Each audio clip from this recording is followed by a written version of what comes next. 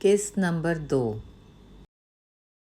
आसिम, ये बंदा काम तो ठीक करेगा ना? सारा ने बड़ी फिक्रमंदी से पूछा। वो और आसिम इस वक्त एक कैफ़े में बैठे कोल्ड कॉफ़ी पी रहे थे।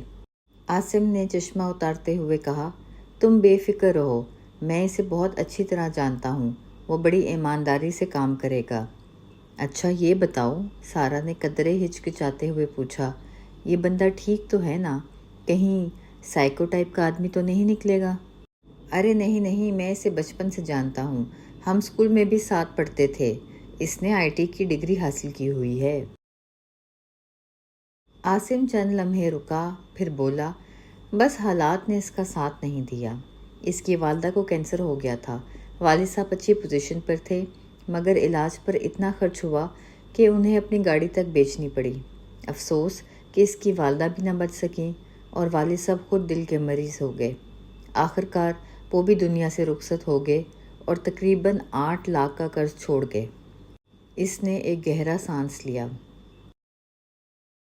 बस यही मजबूरी है इसकी, और सच कहूँ तो हम इस मजबूरी का फ़ायदा उठा रहे हैं। हाँ, सारा ने आहिस्ता से कहा, मुझे वैसे भी ऐसा आदमी चाहिए जो बाद में मेरे ख़ानदान वालों से रब्ता ना कर सके। इसकी फ़िक्र मत करो, आसिम ने जवाब दिया। इसने बाद में दुबई चले जाना है। इसकी सिर्फ एक बहन है और वो भी सऊदी अरब में रहती है। वो लोग अभी बात ही कर रहे थे कि कैफ़े के दरवाजे से जुनेद अंदर दाखिल हुआ। सारा ने एक नज़र इसे देखा। काली जीन्स और हल्की नीली शर्ट में मलबूस वो वाकई खुशशक्ल, सुलझे हुए मिजाज का और पढ़े लिखे घराने का लग रहा था। इसे देखकर सारा को कुछ इत्मीनान हुआ। आसिम ने जुनेद को अपने पास बुलाया और उसका तारुफ सारा से करवाया। जुनेद उनके सामने आकर बैठ गया। आसिम ने जुनेद के लिए कॉफ़ी का ऑर्डर दिया। रस्मी सलाम दुआ के बाद सारा ने इसे सारी सूरत हाल समझाना शुरू कर दी। इसने इसे कुछ दस्तावेज़ात दी जिनमें वो तमाम मालूमात दर्ज थीं जो इसे याद करनी थी।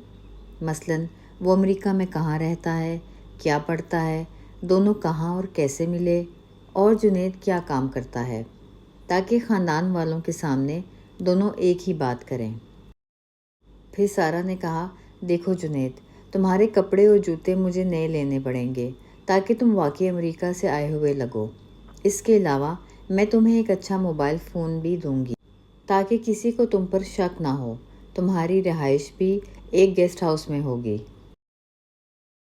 मगर गेस्ट हाउस में क्यों? जुनेद ने हैरत से पूछा। सारा ने जवाब दिया, इसलिए कि सबको यही लगे कि तुम अमेरिका से सिर्फ एक हफ़्ते के लिए मेरे ख़ानदान वालों से मिलने आए हो।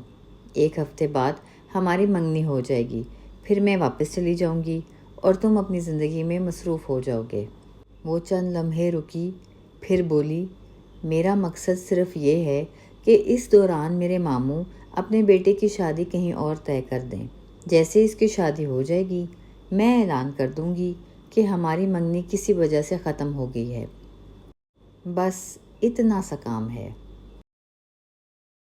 फिर सारा ने कहा, अदायगी का 50% में पहले दूंगी और बाकी 50% काम मुकम्मल होने के बाद।